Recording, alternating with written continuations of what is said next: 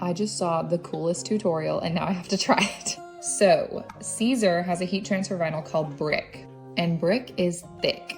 It's supposed to add like some dimension to your designs. But you can use Caesar DTV, which is their printable iron-on, and layer it on top of Brick and it creates like an embossed look.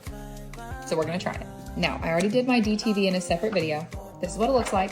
It's all printed out, weeded, and transfer taped. It's ready to go on our shirt. So now we just have to do the brick part. Okay, so we're gonna layer this text underneath the pennant. I've already cut the pennant, so I'm just gonna make that invisible and then hit make it. We're gonna mirror it for iron-on. You're gonna wanna cut on the light cardstock setting. Then place your piece shiny side down on your mat. Okay, we are ready to cut. Okay, now we weed. That is so thick. Like, can you see how thick that is? Okay, let's put it all together. Preheat to 340 and 15 seconds. Go ahead and preheat your shirt. Lay down the brick first and then press it. Then peel. Then lay down your DTV and press it. Then peel.